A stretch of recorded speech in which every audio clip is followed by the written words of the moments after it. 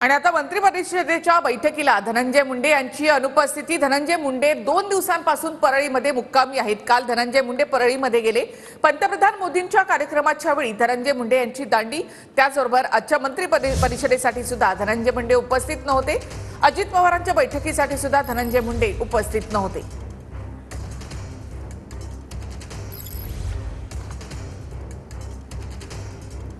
तर मंत्री परिषदेला सुद्धा धनंजय मुंडे गैरहजर होते। त्याचबरोबर मोदींच्या क्लासला देखील धनंजय मुंडेंनी दांडी मारली।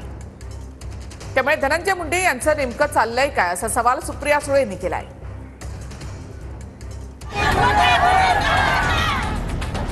मस्सातोचे सरपंच संतोष देशमुख हत्या प्रकरणानं राजकीय आणि सामाजिक वातावरण तापलेलं आहे।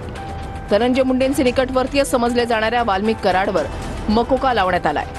त्यामुळे सध्या परळीमध्ये समर्थकांकडून आंदोलन होताना पाहायला मिळतंय। अशातच मंत्री धनंजय मुंडे 2 दिवसांपासून परळीतच आहेत। सुरेश धस, बजरंग सुनावणे, संदीप क्षीरसागर, जरांगे आणि दमानियांकडून धनंजय मुंडेंच्या राजीनाम्याची मागणी जोर धरून आहे। काल मुंबईमध्ये पंतप्रधान मोदींनी महायुतीच्या आमदारांची बैठक घेतली। यावेळेला देखील धनंजय मुंडे अनुपस्थित होते। तर मुंबईत मंत्री परिषदेच्या बैठकीचं आयोजन करण्यात आलंय। मंत्री परिषदेच्या बैठकीलाही धनंजय मुंडे उपस्थित राहणार नसल्याचं कळतंय। त्यामुळे धनंजय मुंडेंचं नक्की चाललंय काय असा प्रश्न उपस्थित होतोय।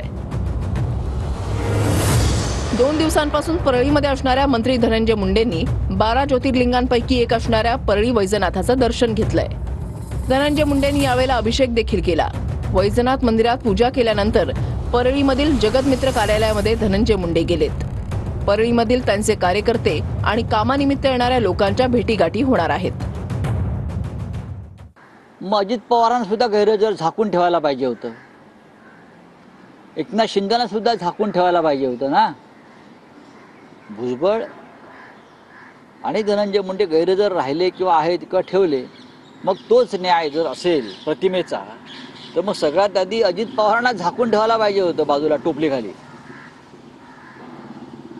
किंवा एकनाथ शिंदे काहीतरी केमिकल लोच आहे त्यांच्या विचारात। या अनेक जणांच्या मागण्या आहेत। अंजली दमाने यांची आहे, सुरेश अण्णा धसांची मागणी मी तुमच्याच चॅनलवर पाहिलेली आहे। त्यानंतर सोळंकीजी जे अजित पवारांच्या पक्षात आहेत त्यांची पण मागणी तुमच्याच चॅनलवर मी पाहिली। अभिमन्यू पवार बाप्पा असतील, बाप्पांनी मागितली, जितेंद्र आव्हाडांनी मागितलंय, किती संदीप क्षीरसागरांनी मागितलंय। बऱ्याच लोकांच्या भावना आहेत, पण ह्या राजकीय नाही आहेत, त्या सगळ्यांच्या इमोशनल आहेत। भाजपचा माणूस आहे, भाजपवाला मी कशाला राष्ट्रवादीचं सांगू, परंतु राष्ट्रवादीवाल्यांनी जो काही विचार करायचा तो त्यांनी करावा। राष्ट्रीय अध्यक्ष साहेबांनी, प्रफुल्लभाई पटेल आहेत, भुजबळ साहेब आहेत, तटकरे साहेब आहेत, हे वरिष्ठ नेते मंडळी जे आहेत यांनी त्यांच्या बाबतीतला काय तो निर्णय करावा। मी काय म्हणतो, राष्ट्रवादीतल्या अंतर्गत प्रश्नाच्या बाबतीत माझ्यासारख्या पामराने काय बोलावे। नाही, कसं आहे की हे जे राजकीय वर्धस्त असतात ना, आता वाल्मिक कराड इतका मोठा कधी झालाच नसता जर धनंजय मुंडेंनी यांना पदोपदी वाचवलं नसतं। आज माझं सरळ म्हणणं हेच आहे की त्या 2 गुन्हे वेगळे नाहीच आहेत, हे एकच गुन्हा आहे। आणि खंडणीपासून सुरुवात झाली आणि संतोष देशमुखांची जी हत्या झाली ती त्याच्यात नच झाली आहे, कारण त्यांनी जर विरोध केला नसता तर त्यांची हत्याच झाली नसती। कारण ही खंडणी मागणं, दहशत निर्माण करणं हे एकच होतं आणि त्यातनंच ही हत्या झाली होती।